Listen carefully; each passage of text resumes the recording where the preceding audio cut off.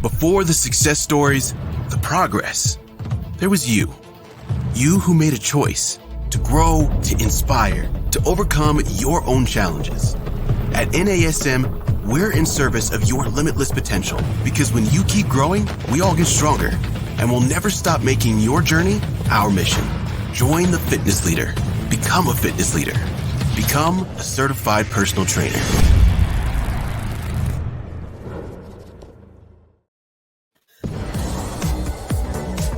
You're listening to Random Fit with hosts Wendy Batts and Ken Miller, winner of a Gold Markham Award for Digital Media.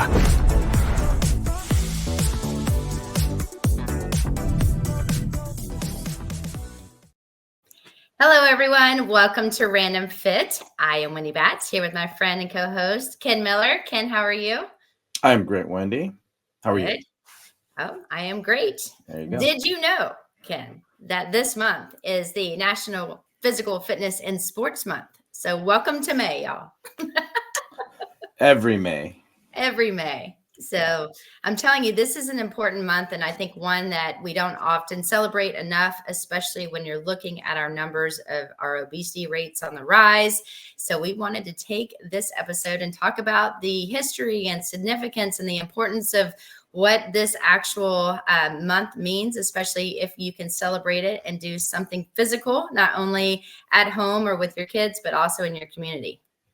And for us, Wendy, for what you and I both do as far as educating personal trainers, doing podcasts like this, and being involved with our children's lives and all of their physical activities, or all of their activities, which happen to be physical, I think I know myself, I tend to lose sight that there is an awareness month because we promote it every day, every week, every month out of the year. So I'm glad we're talking about this because this is an initiative that's been put out there years and years ago, going all the way back to Theodore Roosevelt. So when we go back into the history of this month and what we're trying to incorporate regarding better fitness, better strength, better health, better wellness in our lives, this goes way back a few generations now when it comes to the importance of physical fitness and sport. Yeah. I mean, and as you mentioned, 19th and 20th century. So that's when people like Theodore Roosevelt brought it to the forefront, was talking about the importance of physical fitness. I think a lot of it too was to prepare our military and all of the people that were going to need strength to, farmers and people that were having some injuries. A lot of that stuff wasn't as prominent as it is today because obviously there's more technology and we're sitting more. But then we can also thank people such as the John F. Kennedy. So Mr. President John F. Kennedy, when he came in, he definitely supported the initiative. And he was the one that founded the President's Council of Youth Fitness. And that was in 1961. And I know, Ken, back in the day when I was younger, so that's back in the day. I mean, obviously longer for you. However, we always had those physical fitness tests. And I don't ever hear my kid going through like, Mom, I need to do so many sit-ups and so many pull-ups, and I have to be able to run a mile at this pace, because they no longer offer that in schools anymore, or not at least in my area. Not here. Well, the amenities at my kids' school, great institution, but the amount of space that they have available for things like a mile run, that would mean 50 times around the yard. But when I grew up, we had an upper field and a lower field, and the lower field connected to the upper field via a ramp, and we would do this star course is what it was called. And I think it was over a mile long. So anybody who went to Black Mountain Middle School in San Diego, maybe you can fact check me. I'm not sure if they even still have that program going on, but every Friday we would do the star course. You would run around the field of the lower field, run up the field of the other, but there was a wall climb. You had to climb a jump, pull over, get over a wall. And then there was this pyramid type ladder. So you would have to monkey bar your way up the ladder and then down this metal ladder. And that was always the thing that I had a trouble with, especially because upper body strength wasn't always my forte. And then you have to go through some parallel bars and then finish the run. So we had a different form. I grew up in a different environment than what my kids have right now. So physical fitness was a part of what we had to do every day. It was part of our programming in our schools. But my kids, it's 2 days a week. Oh, Right? wow. Yeah, it's 2 days a week, but they'll have the hula hoops, the bouncing balls, they'll play kickball and things like that. But it's not anything that I had at my frequency or at my intensity when I was their age. So there is definitely a need for that today because they don't get it. They don't do it. They go- Well, that's interesting because we literally had this presidential award where our grades, I mean, it was a difference between, boys and girls, and you had to do sit-ups, push-ups, pull-ups. I think there was a rope climb, and then there was a run. And, we did have a track, so it was a little bit different than yours. And then first, second, and third got a medal, and it was a big deal. And so we worked up to that. But when you're looking at what's going on right now, and I think that's the importance of bringing up this, National Fitness Awareness and Sports Month, is because, with my child, they only have recess. Well, they have recess every day, but it's right after lunch and it's before he comes home. So all throughout the day, he has to sit down, pay attention in school, and then he'll have lunch. They go and do another unit testing, whether it's science or whatever it is. And then he gets outside for 20 or 30 minutes before he packs up and then heads onto the bus or we come and pick him up, whichever. And that's it. And so they do have physical education. So PE twice, just like you had mentioned. And it is a class that they take. It's only 30 minutes and it's the same type of thing. They play dodgeball and they play foursquare and they do those type of activities. However, when you're looking at how much movement and activity they're getting and compare that to how much they're sitting and having to pay attention, it's a huge, huge difference. And then I know in the upper grades, they can actually opt out of doing physical education and opt in of doing something else, such as math, or I think it's math or reading. And I don't know if they do that out on your coast, but that's kind of what's happening here in the South. Yeah, it's become optional. And I forget which state it was that did it first, whether it was your state or I think it might have been Colorado, which started the trend of eliminating or making physical education optional, just for obvious reasons, mainly being because of budgetary issues. And then, of course, the arts, music is right there with it. So unfortunately, the humanities suffers the same emphasis as physical education, unfortunately. But back to the point of promoting physical fitness and sports, this is something that I think, well, and you tell me your experience, Wendy, that you and I have kids about the same age, but now it becomes the responsibility financially, time-wise, for me to instill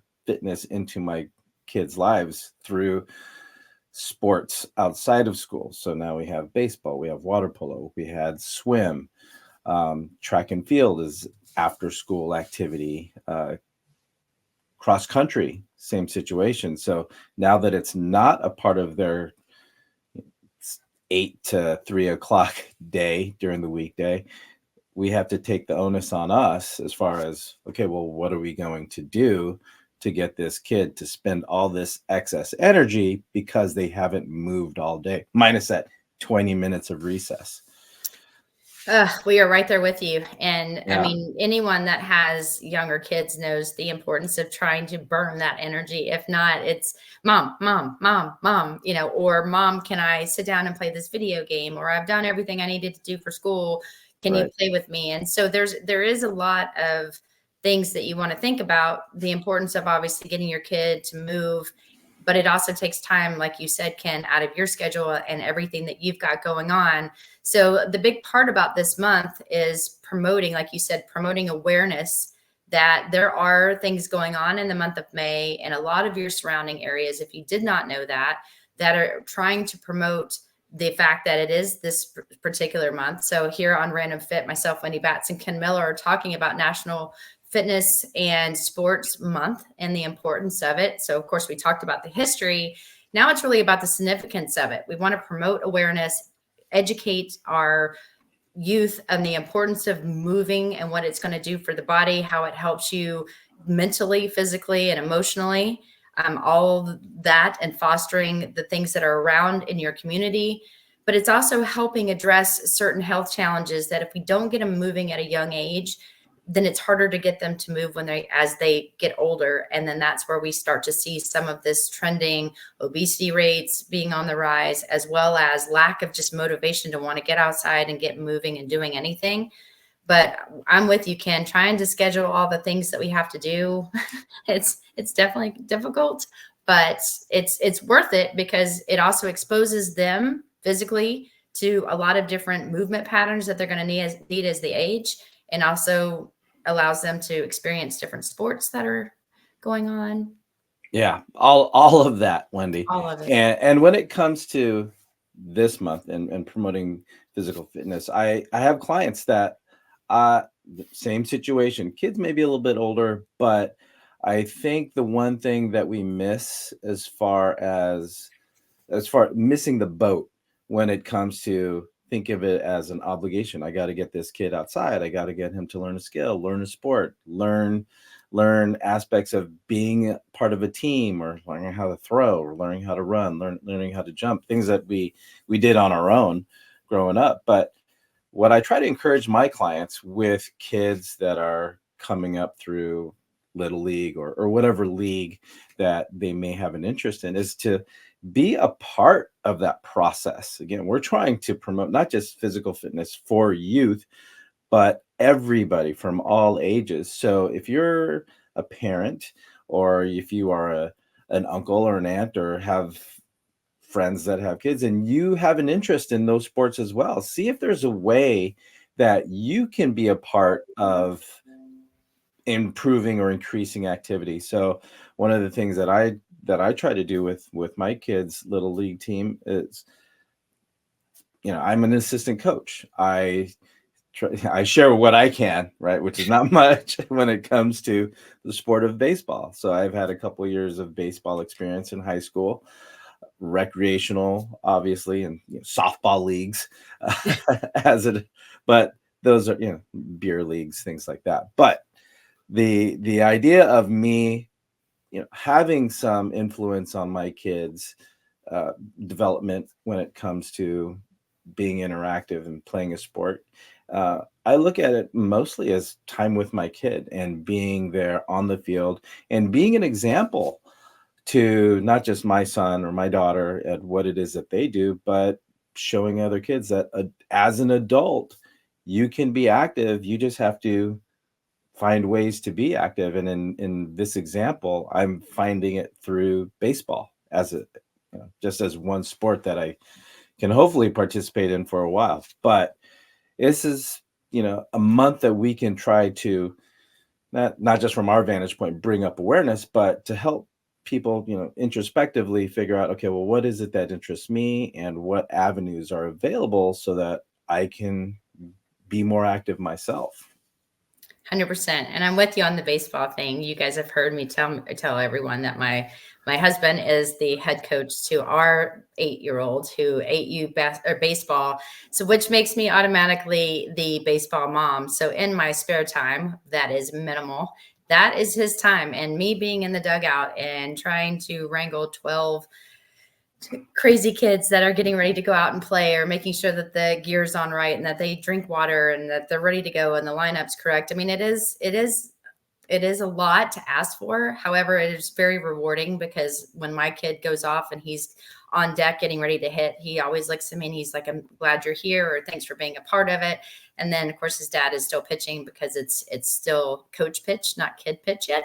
So we haven't been banged too much with the ball. I think Tony's only nailed a few kids as of now, but that's the biggest thing that scares me. Oh, it scares him too. When he first started, he'd have nightmares that he was going to take a kid's head off. So he's done very, very well. But the whole point of that is you can be active, and every parent that is sitting on the sidelines, whether you're actually involved in the coaching component of it, we really embrace the parents being active and being a part of it. We do have to calm some of them down because it is 8U baseball, and sometimes I think we forget about that. But it's also looking at other things that you can do with your kid, like with my son, trying to get him involved in the recreation, the rec park that we have out here. I've got him involved in a lot of different things outside of baseball for the summer, whether it's swimming or tennis, trying to keep him involved in a lot of different things. So it's not the same repetitive movement pattern, but it's going to expose him to a lot of different things as well. And I think if you look in your community, especially this month, I don't know if you guys had this, but last weekend we had a 5K. That was our community. So everyone kind of met on the square and they ran a 5K together. You're supposed to run kind of as a family. So that was really cool. There's also a lot of things that are going on in the parks right now. So especially around this time of year in the spring, look around. And if you're not involved in your community, look and see what's out there, because then you also get to meet other families, people that might be in the same situation as you. You can carpool as you get to know people and you trust them. So there is a lot of benefits of this month, and then what you can do to just get more exposed into your own community. And that is, I believe, an untapped resource as far as, hey, if I only need to walk a half a mile to figure out, okay, what's available. A lot of times you just go to your local city website and go to your Parks and Recs department and see what's available and out there. So with our ARPD Alameda Parks and Recs, or Recs and Parks, they come out with I think a bi-yearly, so twice a year they come out with a magazine on different programs and initiatives. So there's a lot of low cost and free activities that are available. So if you just look through your mail, and if it's not a bill or something that if you're like me, let's see, I need that, Dad, don't need that, and I'll just put it in the recycling bin. But don't discount some of the free or low cost options that are out there, because our local Parks and Recs puts out this communications piece, and it shows, okay, what classes, yoga, senior fitness classes, for example, that are available at the local community college or the local senior center, just to throw out some examples. But they also have things about local fun runs. Like you said, Wendy, you had the 5K.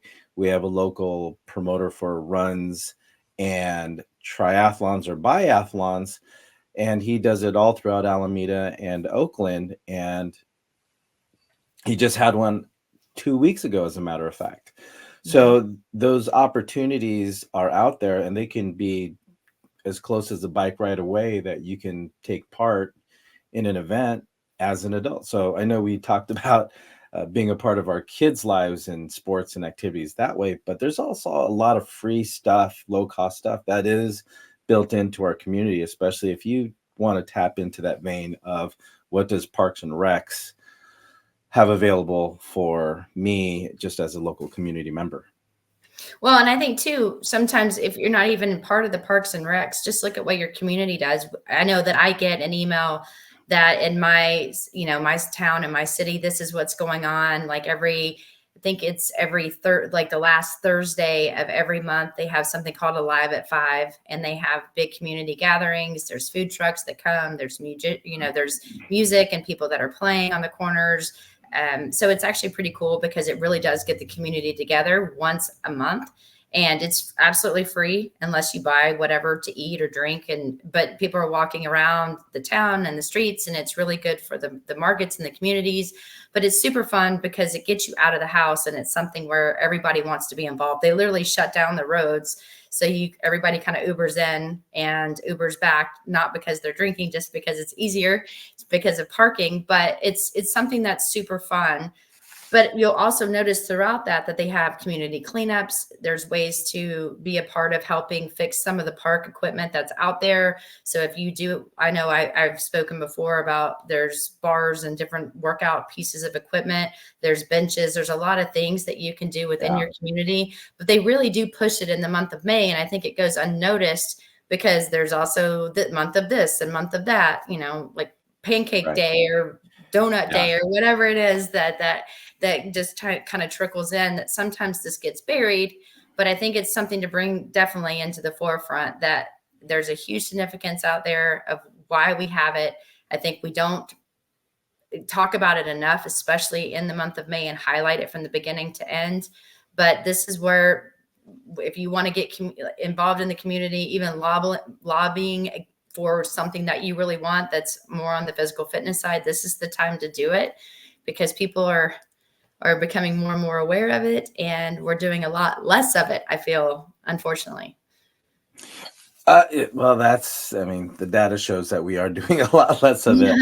But but when it comes to the month of May, not saying that, and Wendy, I'm hoping you'll agree, it's not just that, okay, it's May, let's get outside and do what we can right now. What I encourage my clients to do, especially in this month, just because it is about awareness, look into things, research what interests you, think about what excites you, what gets you off the couch, literally what gets you off the couch to move more. So look at what's out there and don't think, okay, well, this is what I have that I want to do this month. Think about what June has to offer, what July has to offer, August, and for the rest of the year. So you can map out, think about long-term. Again, this is just about awareness, but it's also meant to be a springboard for the rest of the year. What are you going to do the other 11 months out of this year to get up and get moving? So now, because of my position as a board member with the Friends of the Park Foundation, we have a Play for the Parks. We're going to play to raise funds for Parks and Rec. We have a Bike for the Parks that happens in September. So there are other things going on the rest of the year to keep people active. So do your research, see what's out there, and just use this month to be aware of what's out there and move forward and get moving. Get moving. That's it. And there are a lot of initiatives that companies and corporations also do this time of month. So if you haven't looked into different screenings and health options, a lot of times I don't know what it is about May, but maybe it's because spring's happening and people are ready to get out and start going outdoors. But there are a lot of things that are going on. So if you haven't really been involved in your community, you're not doing a lot of things right now when it comes to physical fitness and sports, this is your month. And so I advise everyone, or ask everyone, if you're not doing something, just do a little bit of something now, because it will get you moving. It'll get your family moving, and it actually will bring the community. You can get more involved in your community, which I think on a social aspect is super important and something that we don't do enough of. Yep. And again, this is the Random Fit, and we're talking about National Physical Fitness and Sports Month with both Wendy Batts and I, Ken Miller. And Wendy, I think with this month, again, look forward, think about all the benefits. We've done multiple episodes on the benefits of exercise, different formats of exercise. So we don't want to recap all of our episodes on why you need to get moving. But now that we're just letting you know that the month of May is a way of getting you to realize what's out there, what's easily accessible, or what's accessible, and tie that to an interest that you may have when it comes to, okay, what can I do to move myself better, with more enjoyment, and find a reason, and you'll reap the benefits of physical fitness. So Wendy, I think when it comes to this month, hopefully everybody takes advantage of what this month is about and take some action, make a move, do something to make your life better. So thanks for your insight, Wendy. When it comes to what May can be about, it's just a matter of getting to work. So for those of you listening to us here on Random Fit, thank you so much for spending your time with us and discussing this episode with National Physical Fitness and Sports Month.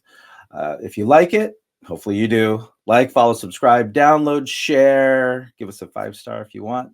If you can, please. We'd really appreciate it. But let us know what you want us to talk about, and we will do that on an upcoming episode. So thanks again, everybody. Until next time, take care and be well.